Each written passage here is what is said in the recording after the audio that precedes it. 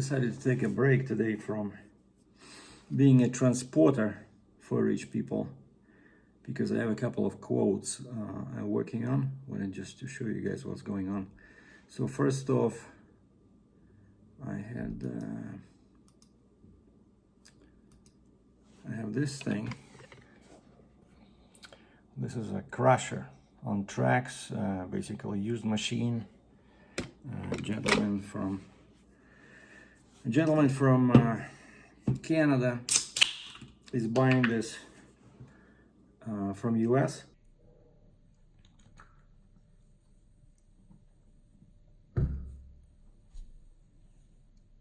And he asked me for a quote. I found a couple of carriers that can handle this. This is 102,000 pounds, you know, and it's about 52 feet long. But as you can see, you know, that's the issue when I was a trucker, right? So you see a listing like this and they will say 52 feet long, you know, 12 feet wide, 12 feet tall. No, actually this one is, I think it's like 9.5 feet wide. It's not that wide.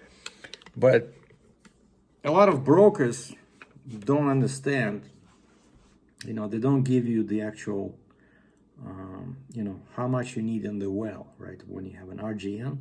And so my previous experience really comes in handy, because whenever I see something like this, like a machine 50 feet long, when I was a trucker, my first question would be, what's the actual length of the space it requires, you know, in the well, right? And this one is, I think it's like 14 feet, but of course, see, like this part over here, it's very low, right? So let's say if your gooseneck is here, so you have to load this. Probably this will go towards the back. So you still need more than the length of the tracks, because, you know, this can hit your gooseneck, right?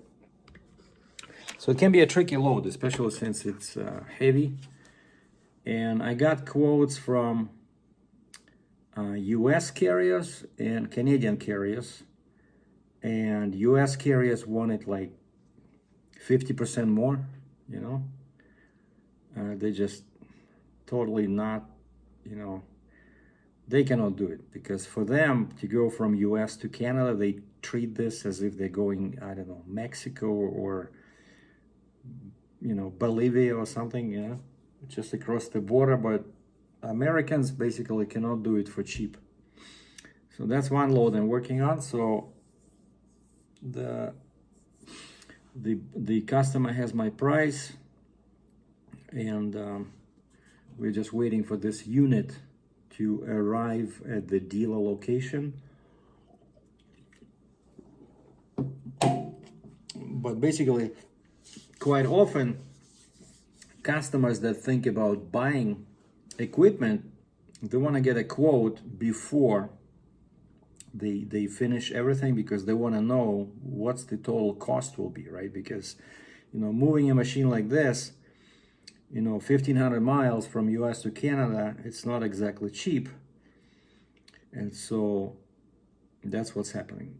So they want to know the entire price, so purchase price plus transportation cost, and that's where I came in. So that's one thing I'm working on. And then I got a request for 2 partial quotes, but one is from Toronto going west to Western Canada, and one from British Columbia, I think. Wait, I think it's British Columbia. Yeah, one is from British Columbia going to the other side of Canada, Nova Scotia. But these are like tiny machines. Well, not exactly, but look at this one. So this one is a Bobcat, and at first I got excited, but then I noticed the weight was like 3,000 pounds, and basically it's not, doesn't even have a cab. It's one of those, I saw actually this one when I worked on a solar farm. The operator stands behind. There's a step there, and he just holds for dear life to that handle.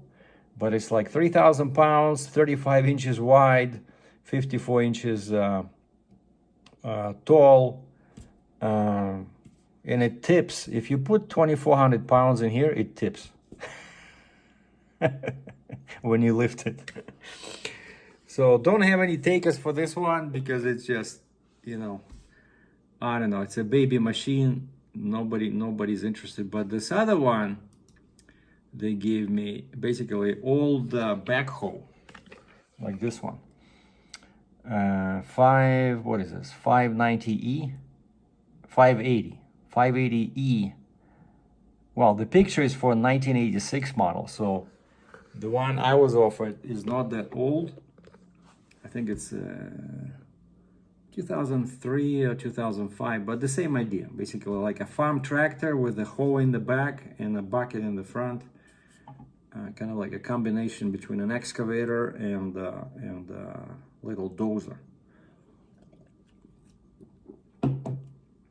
These are, you know, pretty useful machines, but I never liked them because they're very heavy in the back, and when you're driving them, they go like this.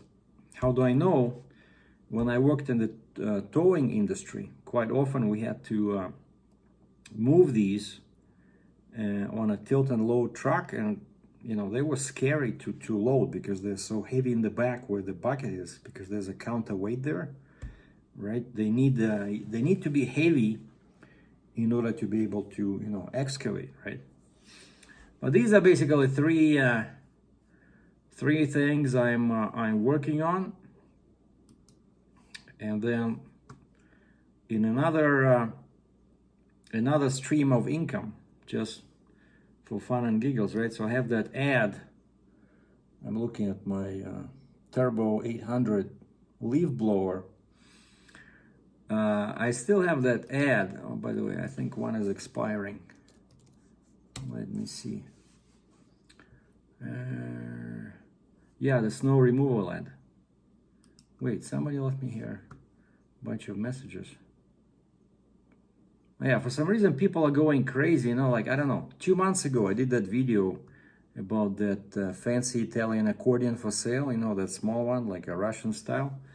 And now when it was sold for super cheap to the guy in Ukraine, who immediately resold it for twice the money to an American, now everybody was bugging me, you know, is this still available? Do you have another one? And I'm like, where you guys were before, you know?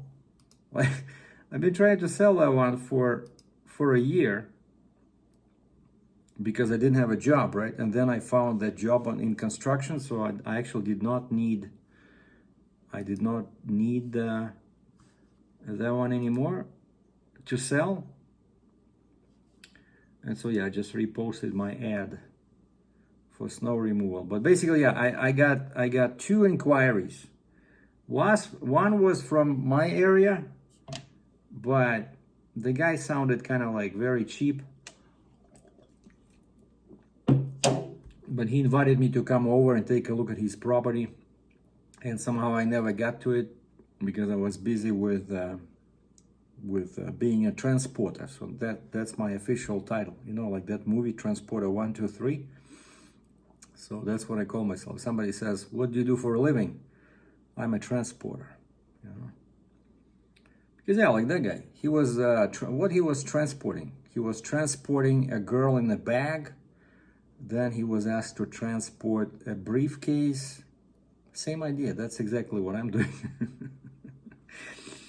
But yeah, so it was crazy with this accordion, where you know, I still had the ad running when I was working on that crazy solar farm, and this guy reached out from Ukraine. I said, okay, what the heck, you know, because now I have 2 accordions, right? I have this beautiful Roland, and I wanted to relearn to be able to play the piano accordion instead of that button accordion. I like this way better, and plus this is a MIDI accordion, so it's like an orchestra. If you saw that short vid, my short I just uploaded, I could make it sound like a piano, guitar, flute, you know, it has drums. It's the future of accordions. And so never selling this one. Even if I end up on the street and somebody repossesses my apartment, I'm gonna be on the street with the accordion. and my Ruger rifle. Not selling this one either. But anyway, so that's what's happening with freight brokerage. So if somebody watches this and you have some equipment to move, especially between US and Canada, because that's what I know some heavy equipment between US and Canada. Across the border, I can help find a broker, customs broker. And the carriers I work with, they're experienced with cross-border loads. Because like there can be some American carriers, that cross the border into Canada once a year. There can be some problems, So my advice, if somebody is moving something from US to Canada, it's better to use Canadian carriers because they're way cheaper and they know the border stuff because, there's not that much work inside Canada. So most Canadian carriers, they're all certified and licensed for US work, except of course, yeah, sorry, I'm touching the table. I see my phone was moving. Except Canadian carriers, of course, cannot move loads inside US, but we can, Canadian carriers, I'm not a carrier anymore.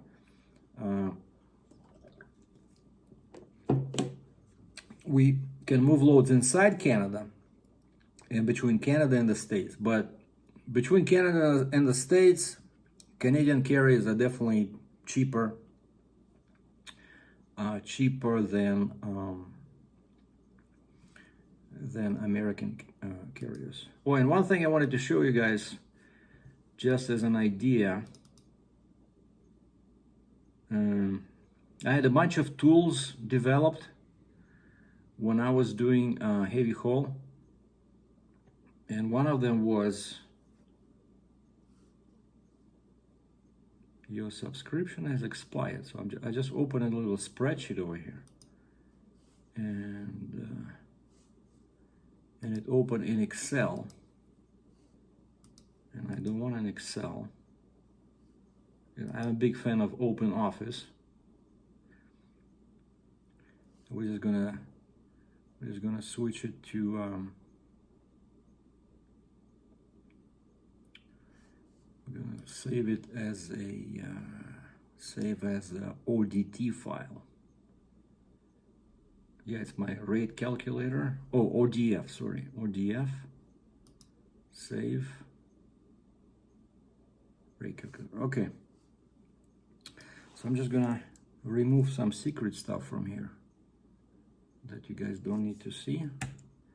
And I have a couple of these. I have this rate calculator, and then I have some permit books.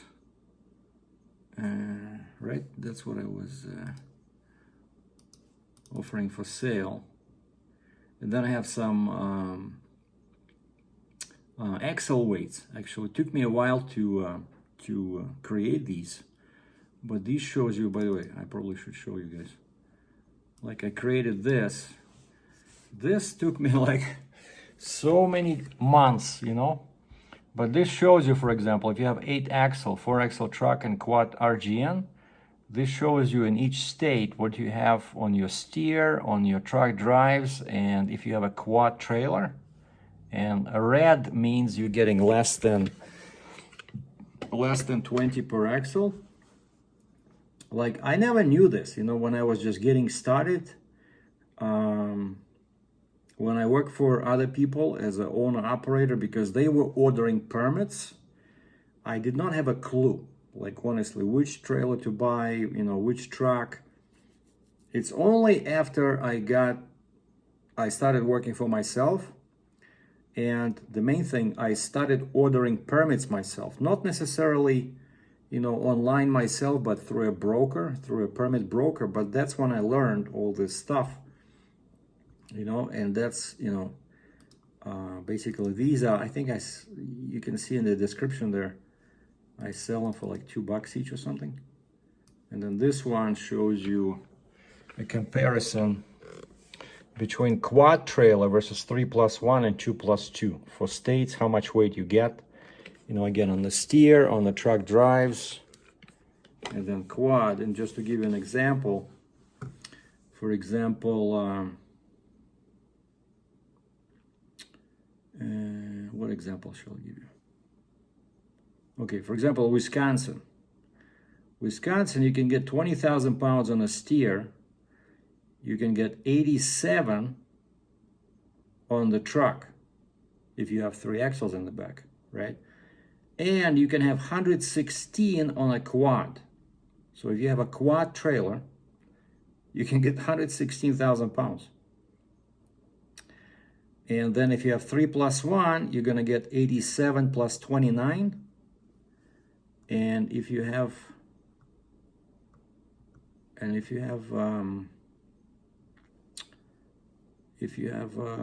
2 plus 2, you know, tandem trailer with a tandem booster, you get 58 and 58. So basically, that tells you right there that if you operate in Wisconsin, you don't need a 3 plus 1 or 2 plus 2, because you can get same, if not more, or same on a quad trailer, right?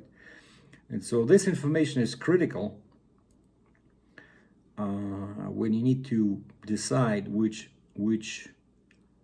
trailer you need to buy, you know, what kind of spec. But I just wanted to show you where's this.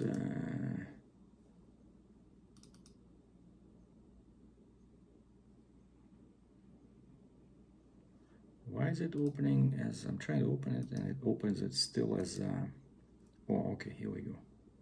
Sorry, because you know my subscription expired. Basically, my former boss, when I worked for that logistics company, he bought me a Microsoft Office subscription, and quite a few tools I created in Excel, but now I saved it as an open office, which is like same as Microsoft, except it's free. But anyway, so I just wanted to show you something here. Okay, come on, open.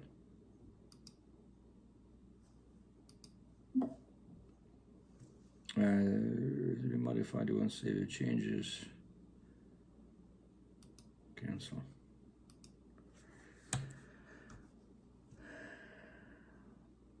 But basically, okay, I wanted to show you something, guys. So this is what I used when I was a carrier. This is what I used. You can see that, right?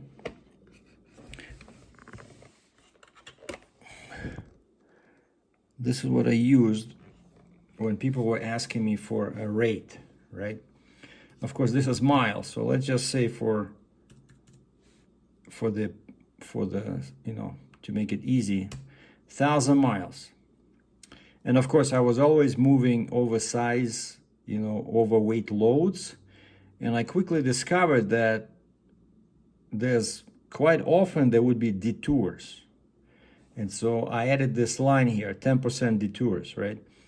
And then you see it says 45. So I just calculated how hours to drive, but you choose 45 miles per hour because with permits and when you have heavy loads, it's very, very slow, right? So here it tells me that 1,100 miles at 45 miles per hour would take me 24 hours to drive. And then I, you know, here I can always change this. So let's say, you know, typical heavy load, 3 hours to load and load. Okay, what the heck, let's do it 4. And then border crossing, because all my loads were pretty much border crossing, so I would add 1 hour. So what the heck, let's just add 2. So total hours for driving and loading, unloading, and border crossing, 30 hours, right? And then here, that's what I would decide, depending on the weight, how much I want to charge. I think mostly I was charging, if it's like super heavy load like that crusher, I would charge somewhere around 300 Canadian, or let's say 230 US, right? And that's your subtotal in dollars. And then here we add fuel price.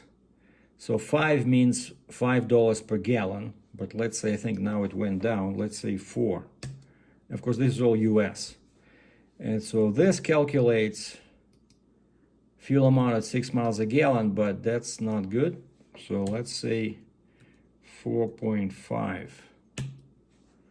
We're gonna change over here because I was getting 6 when I had a Mac, but once I switched to Kenworth, that thing was drinking diesel like water, like a horny horse drinks water, if you catch my drift. Anyway, so that shows us gallons, 244 gallons, and that shows us total fuel expense, because we multiply this 244 gallons by 4, and then let's say permits cost like $3 per mile. Let's say permits and escorts cost $3,000, and that's it, and that's your carrier rate. So in this scenario, with 1,000 practical miles, 4 hours to load, 2 hours to cross the border, and with this hourly rate and fuel price being $4 US per gallon and 3,000 for permits, I would need this, basically 11,000 US. And so that's what was happening, where basically I had this handy calculator on my laptop, and I would go, because if you remember, when I was a trucker, I was homeless. But actually, when I was homeless, I was in better financial shape than myself when I have the apartment. But I would live in the truck, right, for 2-3 weeks, and then when I come home, I would go to a nice hotel that I would find a good deal on Priceline.com. And in this time of the year, in winter, I was pretty much always in Niagara Falls, Canada, because they have like 10,000 hotels over there, and in winter there's hardly any tourists, and so you can go there, find a nice hotel, medium quality for like $50, $40 Canadian a night. So it was cheaper than renting an apartment. And then I would always find the nearest Starbucks, and I would go with my MacBook Pro and just basically sit there and scout the load boards. And somebody asked me about this. Listen, how did you find loads? Well, I was subscribed to, I tried 2 load boards, one Canadian, one American, but the Canadian one was a waste of time, so I just was using pretty much like the American load board. And there was not that many loads, right, for heavy truck with the RGN trailer, but quite often I was able to make good money. But one of the reasons why I got out is because insurance became impossibly high, and then it basically I lost it, right? So the insurance company refused to extend my insurance, and I got lucky when I was able to sell the truck and sell the trailer and make some money. So of course now I had to show all that as profit, which is not good, right? Because my income just jumped, for tax purposes. So I'm paying that. But anyway, so these are just some ideas for truckers and brokers. And of course, an important thing to remember, if you are in Canada and you're buying a piece of used equipment in the US, you have to follow the export regulations. And one of those is the 72-hour rule, right? So you have to find a customs broker who will file, that particular form, like a notice with CBP, Customs and Border Protection, US. And the truck cannot cross the border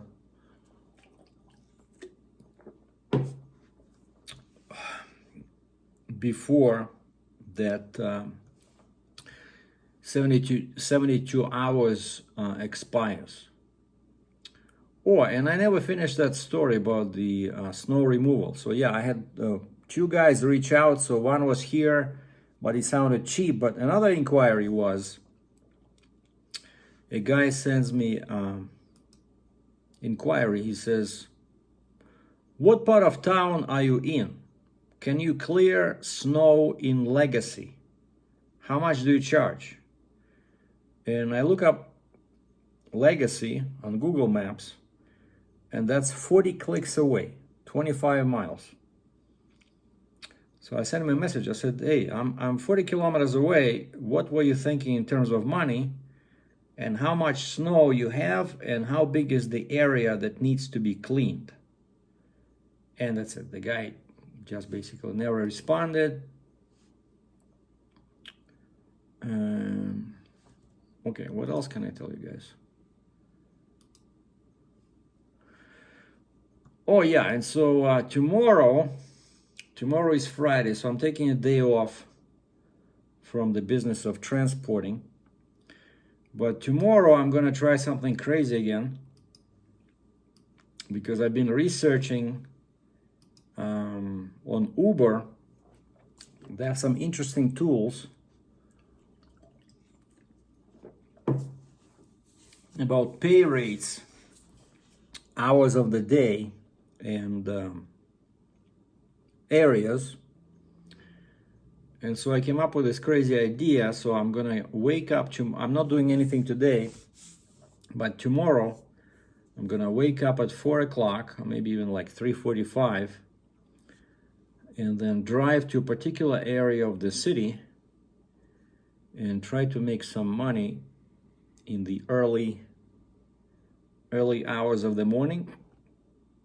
And I was researching what are the richest areas in my city of Calgary, the most expensive houses. So now I know where all the millionaires live, and millionaires usually, tend to tip very well. And that's what we're going for. And we're gonna close this blockbuster video with a fact I learned a long time ago,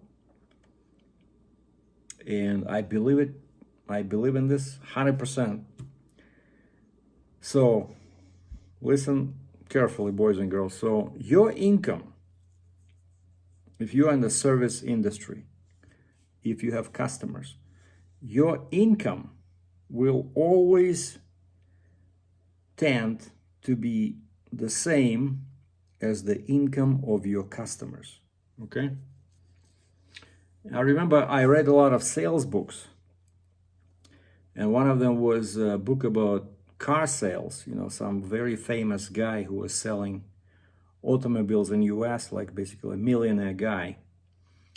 And that's what he came up with. He said, if you're selling cars to teachers, your income will be the same as the income of an average teacher. So if you're selling cars to millionaires, your income will be the same, will be $1 million or more. And so he started specializing in fancy cars, muscle cars, something that millionaires were after. And so the same principles apply in, freight brokerage and the business of transporting, right? If you're bringing food to millionaires that live in a $3 million home, you can expect, $100 tip. But the richest area in Calgary, like the highest price I've seen, I think it was like 3.5 million. Of course, it's not Los Angeles, or San Francisco.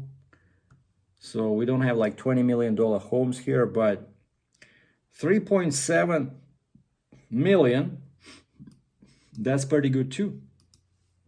And so that's the experiment I'm gonna try tomorrow.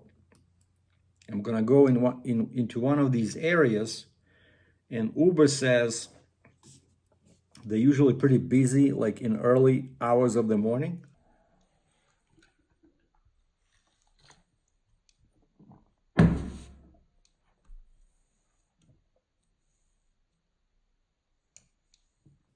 And see if I can make a couple of bucks to supplement my freight brokerage business. I guess that's it. Thanks for watching. Ciao.